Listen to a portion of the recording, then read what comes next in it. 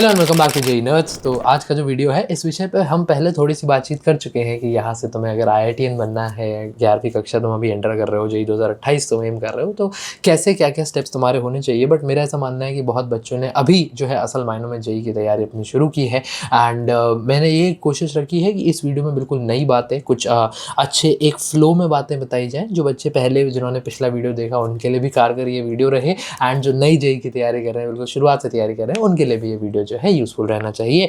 ठीक है, तो ज़्यादा समय नहीं लगाएंगे, कुछ एक्शनेबल बातें मैं बताऊंगा और कैसे तुम उसको एवरीडे बेसिस पे या रोज़मर्रा की ज़िंदगी में कैसे फॉलो कर सकते हो उसके बेसिस पे अपन बात करेंगे। और इसी के साथ वीडियो को जो है अपन स्टार्ट करते हैं। तो JEE nerds 11th to IITian इन 2 years। सबसे पहली चीज़ जो मैं फोकस करना चाहूँगा, बच्चों का बहुत मेजर सवाल आता है कि भैया डू ऑनलाइन और do only offline coachings guarantee selections. मतलब बहुत ये लगता है लोगों को ये जो बड़े बड़े ब्रांड्स है क्या सिर्फ इन्हीं से सिलेक्शन होता है, और जो नया इस समय एडटेक का बूम आया है क्या उसे फर्जीवाड़ा है, क्या उसे सिर्फ कहने की बातें हैं। तो ऐसा बिल्कुल भी नहीं है, ये एक लॉन्ग लॉस्ट मिथ है। ये बहुत पुरानी ज़माने की बातचीत हो चुकी है अब, जहाँ सिर्फ ऑफलाइन से जो है सिलेक्शन आ रहा होता था। आज की डेट में ऑनलाइन बैचेस, और किसी भी ब्रांड की मैं इसमें ऐसे नहीं कर रहा हूँ, चाहे कोई भी ब्रांड हो, सभी से जो है अच्छे खासे सिलेक्शन आ रहे हैं। डिपेंड किस पे करता है? डिपेंड करता है स्टूडेंट पे कि वो कितने डिलीजेंटली जो है पढ़ाई करना चाहता है, वो कितने अच्छे से जो है पढ़ना चाहता है। अगर तुम कहोगे तो मैं ऑनलाइन और ऑफलाइन दोनों को भी कंपेयर कर दूंगा, बट चैनल को जो है तुम लोगों को सब्सक्राइब कर लेना है। पता है बहुत सारे बच्चे सब्सक्राइब नहीं करते हैं यार, फटाफट जाओ सब्सक्राइब करो। दूसरी चीज़, सेम फैसिलिटीज़ तो है ही। फैसिलिटीज़ जैसे कि DPP हो गई, मॉड्यूल हो गई, लाइव लेक्चर्स हो गई, ये सारी फैसिलिटीज़ अब ऑनलाइन मोड्स में भी अवेलेबल हैं जैसे लाइव क्लासेस में होती थी। बट फैसिलिटीज़ में ही अगर तुम एक टर्म चेंज कर दो तो बन जाता है फैकल्टीज़, और मेरे स्टाइलर साहब ने मेरा साथ छोड़ दिया है। बट अगर इस आई का तुम यू कर दो तो सेम फैकल्टीज़ भी जब मेजर बड़े बड़े ऑफलाइन की फैकल्टीज़ थी वो ऑनलाइन में आ गई हैं। तो सेम टाइप ऑफ एजुकेशन जो है वो तुम्हें ऑनलाइन में मिल रहा है कहीं ना कहीं। तो वो और more all the more proves my point, and it's totally upon you how you utilize the resources that are provided to you by your particular online batch। अगर तुम उनका अच्छे से इस्तेमाल करोगे तो तुम अच्छी रैंक फोड़ सकते हो। तो ये मैंने पूरा पॉइंट क्लियर कर दिया। फैसिलिटीज़ ऑफलाइन वाली ऑनलाइन में है, फैकल्टीज़ ऑफलाइन वाली ऑनलाइन में है, डिपेंड सारी चीज़ स्टूडेंट पे करेगी। तो अब आई है बात ऑनलाइन बैचेस की। तो एक ऑनलाइन बैच का जिक्र मैं भी करना चाहूँगा, मैं तुम लोगों को सजेस्ट करना चाहूँगा। फिजिक्स वाला का तुम सभी ने नाम जो है सुना होगा, एंड बहुत बच्चे अर्जुना का रिव्यू वगैरह भी मांगते रहते हैं। तो इस वीडियो में मैं अर्जुना के बारे में भी ज़रूर मेंशन करूँगा। 1 मिनट वीडियो को पॉज करके। जो भी बच्चे 11वीं में आए हैं, अर्जुना जेई 2027 जो है 11th का बैच होता है, फिजिक्स वाला इसको लॉन्च करता है हर साल अलग सर। इसमें खूब सारे बेनिफिट्स जो है देते हैं। मात्र अगर इस बैच का मैं प्राइस बताऊं तो मात्र 5200 रुपीज़ का ये पड़ता है। अगर तुम एक कोड और यूज़ कर लो जो इस समय स्क्रीन पे झलक रहा है तो तुम्हें एक छोटा सा डिस्काउंट और मिल जाएगा। इसमें पहली बार ऐसा हुआ है कि 2 फैकल्टी से पढ़ने का, 2 सेट ऑफ फैकल्टी से पढ़ने का मौका मिलता है। एक तो PW स्टार्स टीम जो ऑनलाइन टीम है बेहतरीन, जिनको सालों साल का एक्सपीरियंस है, वो अच्छे खासे 100 में 1000 में रैंक्स निकाल चुके हैं, निकाल सकते हैं आगे भी। एंड दूसरी कोटा फैकल्टी जो है PW की, कोटा लेजेंड्स फैकल्टी इसको कहा जाता है, बिल्कुल सही कह रहा हूँ मैं। हाँ, तो कोटा लेजेंड्स टीम जो है इससे भी तुम्हें पढ़ने का मौका मिलता है। तो बैच में लाइव डाउट रेजोल्यूशन, तुम्हें नोट्स वगैरह, hand written notes, DPPs, regular test, AITS का एक्सेस, ये सारी चीज़ें तो मिलती ही है। डिजिटल प्रिपरेशन किट भी मिलती है। But one thing that I would want you guys to focus on, अपन ने पहले पॉइंट में ना वो बताया ना फैसिलिटीज़ जो सारी ऑफलाइन में मिलती थी, अगर वो तुम्हें चाहिए तो PW का ना अभी इन्फिनिटी प्रो आया है which is for 14K, and इसमें तुम्हें वो सारी चीज़ें तो मिलती हैं, प्लस तुम्हें 1-to-1 मेंटरशिप प्रोग्राम मिलता है टॉपर्स के साथ, तुम्हें इनफाइनाइट प्रैक्टिस के लिए क्वेश्चंस मिलते हैं, तुम्हें प्रेप मीटर यानी बैकलॉग किलर मिलता है, फ्री अपकमिंग वर्जन्स जो आने अर्जुना के और वर्जन्स आएंगे उसका एक्सेस मिल रहा होता है। उदय 2027 जो बोर्ड्स के लिए बैच होता है उसका एक्सेस मिल रहा होता है। रियल टेस्ट सीरीज़ तुम्हें मिल रही होती है जहाँ पर तुम्हारे कितने हो, मैं ज़रा एडिटर साहब बता दीजिए इनको। मैंने 8 ऑफलाइन टेस्ट जो सेंटर्स पर जाके होते हैं, 10 ऑनलाइन टेस्ट जो एकदम ऑफलाइन एग्जाम वाली फील तुम्हें मिल रही होती है RTS के थ्रू, जैसा NTA का असली पेपर होता है वो।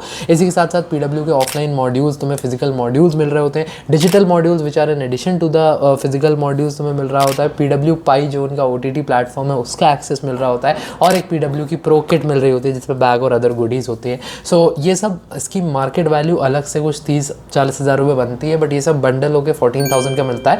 बैच भी इसी प्राइस में इंक्लूडेड है, तो ऐसा नहीं उसके 5,000 अलग से हैं। So I think this is a very good deal and you guys should consider it एक बार। अब quick quickly coming back to the video ना, अगली बात पर आते हैं। Class 10th marks do not matter. Do not pay मैं मल्टीपल एक ऐसे क्लाउड सा बना दूंगा। बहुत बच्चे इसी एहसास से कमतरी, एक ऐसे फीलिंग ऑफ इन्फीरियोरिटी में रहते हैं कहीं ना कहीं कि यार भैया मेरे 10th क्लास में कम मार्क्स थे, am I even IIT material, am I even made for IIT। तो तुम लोगों को मैं बता दूं, क्लास 10वीं के मार्क्स तुम्हारे कहीं मैटर नहीं करते, भले ही तुम्हारे 60% आए हो, 75% आए हो, 85% आए हो या 95 भी आए हो, सबकी रेस जो है 0 से ही स्टार्ट होती है। सबका 11th का डे 1 0 से ही शुरू होता है। अब वो तुम्हारे ऊपर है, क्या तुम एकदम अंडर कॉन्फिडेंट होकर आते हो कि मैं प्रीवियस बैगेज लेकर आ रहा हूँ कि नहीं यार मैं तो 10वीं में कम मार्क्स थे तो मुझे इम्पोस्टर सिंड्रोम हो रहा है। इम्पोस्टर सिंड्रोम समझते हो, लोगों को लगता है कि यार मैं तो यहाँ बिलोंग नहीं करता, मैं तो इस चीज़ के लिए बना नहीं हूँ, मैं तो ये कर नहीं पाऊंगा। या फिर तुम एकदम कॉन्फिडेंस के साथ आते हो और ये सोचते हो जो मेरा बीत गई सो बात गई, अब यहाँ से मुझे फोड़ना है। और मैं अपने तजुर्बे से बता सकता हूँ इस कैटेगरी वाला बच्चा जो है ये हमेशा विन करता है। बस फालतू नहीं सोचना कि अरे मेरा तो 10th ऐसी थी वैसी थी, मैं तो हमेशा से, कुछ नहीं। 0 से शुरुआत हो रही है, टाइम इक्वल 0 सेट हो गया। अब यहाँ से जो बिल्ड करोगे वो तुम्हारी जीत है, ठीक है। अगली बात पर चलते हैं। ये अब पहले तो 3 बातें हो गई थोड़ी सी जेई के प्रिपरेशन के अराउंड, 2 बातें। अब आगे जो बातें हैं ये तुम्हें डेली बेसिस पे क्या क्या चीज़ें करनी है। अगर तुम यहाँ से एक 11 से IIT, मुझे लगता है एक ट्रू चीज़ जो सिर्फ इस एडवाइस पे काम कर लेगा ना वो बच्चा पहुँच जाएगा। मेरी बात नोट करके रखना, please make clear and detailed time tables to get extra efficiency. देखो टाइम टेबल की वीडियो मैं भी बना दूंगा, तुम लोग बोलोगे बहुत सारी वीडियोज़ यूट्यूब पर भी अवेलेबल हैं, वहाँ से एक स्ट्रक्चर उठा लो भले ही, ठीक है, लेकिन अपना टाइम टेबल तुम्हें खुद बनाना है। जो लोग हिंदी नहीं समझते, you have to make your timetable by yourself. It is very very very important. तुम्हारी पढ़ाई का लेवल, तुम्हारी किस चीज़ में कितना टाइम लगता है वो तुमसे बेहतर कोई नहीं जानता यार। एक गणंत भैया यहाँ बैठ के नहीं बता सकता कि लेट्स से हरियाणा में बैठे यश को या महाराष्ट्र में बैठे पीयूष को कौन सी चीज़ कैसे पसंद है, वो तुम्हें ही पता है ना। तो प्लीज़ अपना खुद का टाइम टेबल खुद के लिए बनाना शुरू करो। हर 1 घंटे का तुम्हारे पास क्लियर हिसाब होना चाहिए दैट तुम्हें क्या क्या चीज़ें करनी है। मान लो आज 1 अप्रैल है जब मैं ये वीडियो शूट कर रहा हूँ और कल 2 अप्रैल तारीख है, तो आज सोने से पहले, अभी रात का 9:19 हो रहा है, आज 11:30 बजे, अगर मैं 12 बजे सोने जाऊंगा तो 11:30 बजे मैं कल 2 अप्रैल का पूरा टाइम टेबल जो है बना के जाऊंगा। टाइम टेबल कैसे दिखेगा कि मैं सुबह उठूंगा 2 अप्रैल को 9 बजे और 9 से 10 मुझे ये करना है, 10 से 11 मुझे ये करना है, 11 से 12 या 12 से 1 मुझे ये करना है, 11 से 12 मेरा ब्रेकफास्ट का टाइम रहता है, 1 से 2 कोई चीज़ हो सकती है जो लंबे समय के लिए हो, तो 3 से 6 मेरा पूरा एक क्लास चलेगी, 6 से 8 मेरी दूसरी क्लास चलेगी। 1-1 घंटे का तुम्हारे पास हिसाब होना चाहिए, क्लैरिटी होनी चाहिए, वरना अक्सर लोग बस टाइम वेस्ट करते रह जाते हैं क्योंकि क्लैरिटी नहीं है। उनको लगता है सुबह उठ के अरे पूरा दिन पढ़ा है और वो अंततः कुछ नहीं कर पाते। तो प्लीज़ इसका ध्यान रखें। और अगली चीज़, आपका टाइम टेबल में 50% आपका टाइम लेक्चर्स और थ्योरी में जाएगा और 50% टाइम जो है सिर्फ प्रैक्टिस के लिए जाएगा। अब ये प्रैक्टिस आपके मॉड्यूल्स की हो सकती है, आपके DPPs की हो सकती है, आपके होमवर्क की हो सकती है, किसी भी चीज़ की।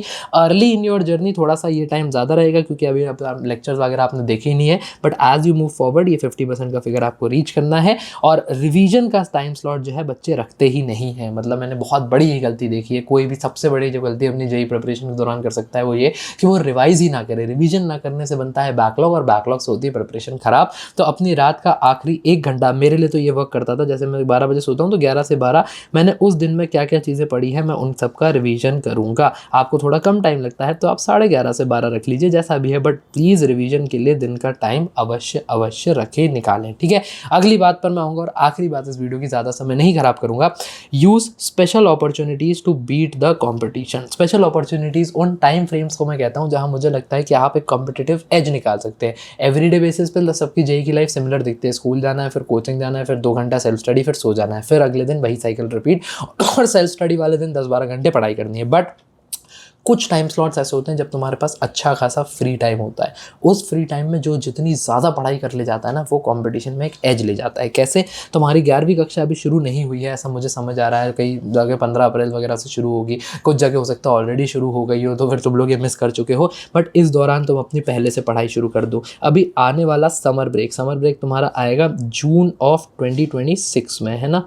इस दौरान तुम रोज़ अगर 10 घंटे पढ़ाई खींच दो तो जो बच्चे अपनी नानी नानी दादी के घरों में टाइम वेस्ट कर रहे हैं, तुम उन बच्चों से कितना ज़्यादा आगे हो जाओगे। मुझे भी नानी घर बहुत पसंद है, मुझे भी दादी घर बहुत पसंद है, बट अब ये 2 साल के लिए सब भूलना पड़ेगा, ठीक है।